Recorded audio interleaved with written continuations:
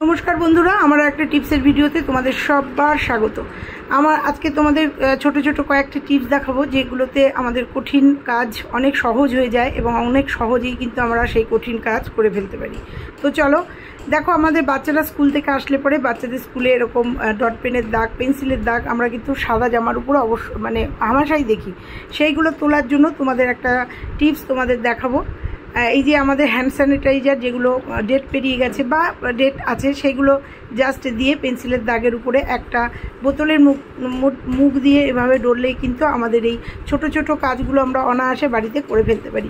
অনেক সময় বাড়ির যে কর্তা সে অফিসে যায় সেখান থেকেও কিন্তু পেনের দাগ লাগিয়ে নিয়ে আসে, তো কলারের দাগ লাগিয়ে নিয়ে এসেছে। যে কোনো দাগ যদি এইভাবে আমরা ছোট ছোট টিপসের মাধ্যমে তুলে ফেলতে পারি, কারণ বাচ্চা তো রোজই স্কুলে যায় আর স্কুল থেকে এসে এরকম দাগ তারা বাড়িতে নিয়ে আসে, পেনের দাগ ডট পেনের দাগ পেন্সিলের দাগ। তো এই ছোট্ট ছোট্ট টিপসের সাহায্যে দেখো তোমাদের অন ক্যামেরায় দেখিয়ে দিলাম যে কি সুন্দর এই পেন্সিলের দাগটা উঠে গেল। এবার আমি একটু সার্ফ দিয়ে এটাকে ধুয়ে নিয়ে মেলে দেবো, তারপরে চলে এসেছি তোমাদের ডট পেনের দাগ দেখাতে। এটা বল পেনের দাগ আর এই দাগ কিন্তু অত সহজে ওঠে না, সেক্ষেত্রে একটা ছোট্ট টিপসের সাহায্যে তোমাদের দেখাবো এই ডট মানে বল পেনের দাগ কিভাবে উঠে যাবে। নিয়ে নিয়েছি একটি পাতিলেবু আর একটুখানি খাবার সোডা আর পাতিলেবুটাকে এটাখানে গোল গোল করে যদি তোমাদের ঘোরাতে থাকো, দেখো আমি রসটা বার করার জন্য ছুরিটাকে দিয়ে একটুখানি খুঁচিয়ে নিচ্ছি যাতে লেবুর রসটা পুরোটা আমি পাই। তো দেখো খুঁচিয়ে নিয়ে আমি এটা দিয়ে জাস্ট তোমাদের সামনে অন ক্যামেরায় দেখিয়ে দেবো যে ডট পেনের দাগ বা বল পেনের দাগ জেল কালি যে কোনো কালির দাগ কিন্তু এইভাবে অনায়াসে আমাদের সাদা জামার উপর থেকে আমরা তুলে নিতে পারি। আর এইগুলো কিন্তু হামেশাই আমাদের নিত্যদিনের কাজের মধ্যে পড়ে আর এই দাগগুলো কিন্তু আমরা তুলতে হিমশিম খেয়ে যাই।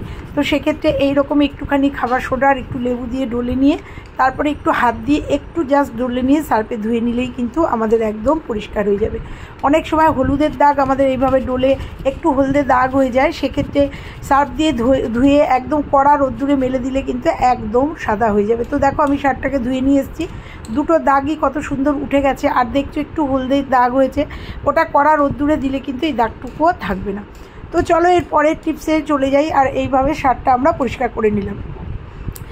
আমরা যারা অনেকেই চাকরি করি, গৃহিণীরা অনেকেই চাকরি করে বা কর্মব্যস্ত জীবন যাদের, তাদের ক্ষেত্রে পেঁয়াজ কেটে প্রত্যেক দিন রান্না করা খুব সমস্যা। আর পেঁয়াজ হচ্ছে আমাদের দৈনন্দিন জীবনের রান্নাঘরে একটা খুব প্রয়োজনীয় জিনিস, কারণ রান্নায় যে কোনো তরকারিতে মাছ মাংস বা যে কোনো তরকারিতে বা কাঁচা খেতে আমাদের পেঁয়াজ কিন্তু প্রত্যেক দিনের একটা দরকারি জিনিস। তো সেক্ষেত্রে সব সময় পেঁয়াজ ছুলে খাওয়া বা রান্না করা খুবই আমাদের কাছে একটা সময় সাপেক্ষ। আর যারা বিশেষ করে চাকরি করে তারা সকালবেলা উঠে রান্না করতে গেলে এই পেঁয়াজ রেডি করতেই তাদের অনেকটা সময় চলে যায়।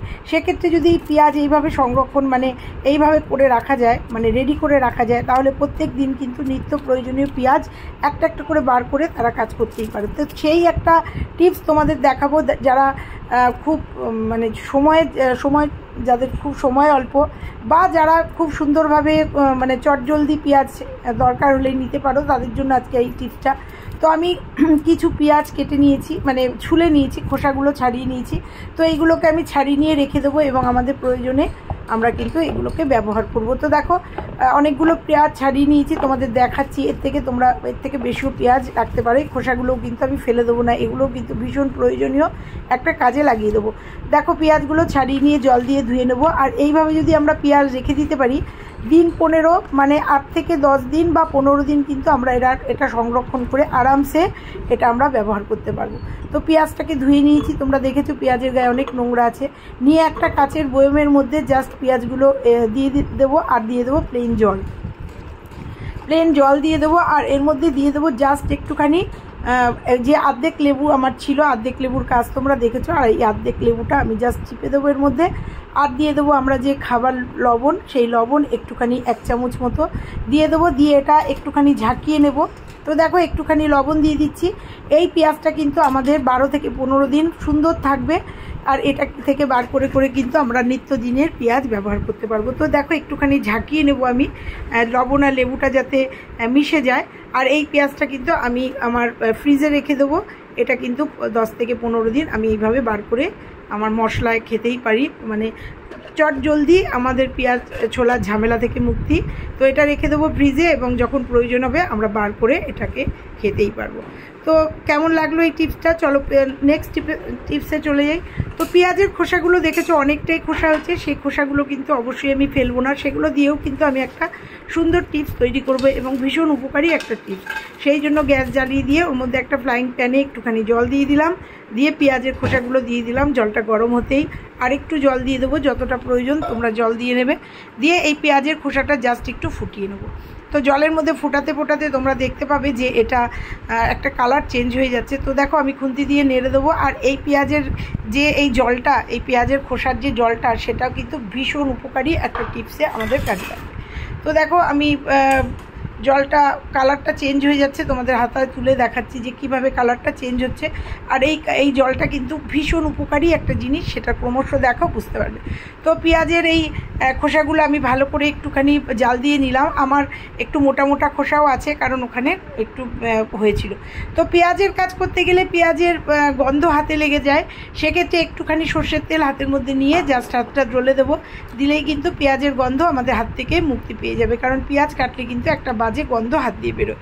তো চলো এবার পেঁয়াজের যে সলিউশনটা তৈরি করলাম সেটা কি করব, সেটা একটা পাত্রে বলে আমি ঢেলে নেবো, একদম গরম অবস্থায় ঢেলে নেবো। ঢেলে নেওয়ার পর এটা কিন্তু একদম ঠান্ডা করে নিতে হবে। এইবারও কিন্তু পেঁয়াজের যে খোসাগুলো রয়েছে সেগুলোও কিন্তু ফেলবো না, এগুলোও একটা বড় ছাঁকনির সাহায্যে আমি ছেঁকে নিলাম। একদম জলটা ঝরিয়ে নিতে হবে এবং ঠান্ডা করে নিতে হবে। তো দেখো আমি এটাকে করে নিলাম, নিয়ে পেঁয়াজের রসটা আলাদা করে নিলাম আর খোসাটাকেও আলাদা রাখলাম। এবার এটাকে ঠান্ডা করে ফিরে আসছি। তো দেখো এটা ঠান্ডা হয়ে গেছে, একদম ঠান্ডা করে নিতে হবে। নিয়ে এটা আমি দুটো জারে ভরে নেব। দুটো জারে ভরবো এই কারণেই, কারণ দুটো জারে দুটো কাজ আমার করবে। তো দেখো এই দুটো জারে আমি এটা হাফ হাফ করে ভরে নেব।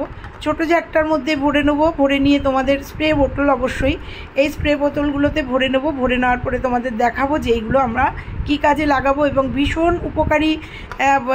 উপকার হবে এই পেঁয়াজের খোসার যে রসটা, এইটা দিয়ে ভীষণ উপকারী একটা টিপস তোমাদের দেখাবো। তো দেখো দুটো বোতলে, স্প্রে বোতলে আমি আলাদা আলাদা করে ভরে নিলাম। অবশ্যই এটা কোনো জল মেশানো, কাঁচা জল মেশানো কিন্তু এখানে যাবে না। তো আমার যতটা প্রয়োজন ভরে নিলাম, ভরে নিয়ে স্প্রে বোতলটা লাগিয়ে নেব। লাগিয়ে নিয়ে এই দুটোর প্রয়োজনীয়তা তোমাদের দেখাবো, এবং তোমরা কি উপকার পাবে তোমরা ভাবতেও পারছো না। এই স্প্রে বোতলে করে নিলাম। তো দেখো এরপরে চলো একটু স্প্রে করে হাতের মধ্যে দেখিয়ে দিলাম যে কতটা স্প্রে হচ্ছে। তো এবার চলো বড় বোতলটা নিয়ে, আগে বড় বোতলটা কি করব সেই কাজে তোমাদের দেখাবো। এর মধ্যে আমি স্প্রে বোতলের মুখটা লাগিয়ে নিলাম। আমি মুখটা পরে চেঞ্জ করে নিয়েছিলাম, কারণ এই স্প্রেটা খুব ভালো স্প্রে হচ্ছিল না, বোধহয় একটু জাম হয়ে গেছে। তো চলো এটা স্প্রে বোতলের মুখটা লাগিয়ে নিয়েছি, লাগিয়ে নিয়ে সোজা চলে যাব যে এটা কী কাজে আমি লাগাবো। তো চলো এরপরে দেখতে পাবে মুখটা আমি কিন্তু পাল্টে নিলাম। তো দেখো হলুদ মুখটা লাগিয়ে নিয়েছি, সোজা চলে যাব আমার বাগানের যে জবা গাছ আছে। কারণ এই জবা গাছে কিন্তু প্রচুর পরিমাণে মিলিবাগ হয়, ছোট ছোট পোকামাকড় হয়, মশা মাছি হয়। সেই গাছগুলোতে যদি এই স্প্রেটাকে স্প্রে করে দিই, এই জবা গাছ মিলিবাগের হাত থেকে বাঁচবে, যে কোনো পোকামাকড় মশা মাছি কিচ্ছু হবে না। সেই জন্য এই স্প্রেটা করে দিলে কিন্তু ভীষণ উপকারী একটা গাছের জন্য, এটা ভীষণ উপকারী একটা টিপস। এবং এই স্প্রেটা করে দিলে গাছের তো বৃদ্ধি পাবেই। আমরা জানি যে গোলাপ গাছটা যে প্রচণ্ড পরিমাণে ফাঙ্গাসের আক্রমণ হয়, সেখান থেকে বাঁচবে, যে কোনো পোকামাকড় বাঁচবে। আমার ইনডোর প্ল্যান্ট রয়েছে, দেখো পাতায় পোকা ধরেছে দেখতেই পাচ্ছ, সেগুলোও কিন্তু অনায়াসে চলে যাবে। তো আমার ইনডোর প্ল্যান্টগুলোতেও এইভাবে স্প্রে করে দেবো এই স্প্রেটা।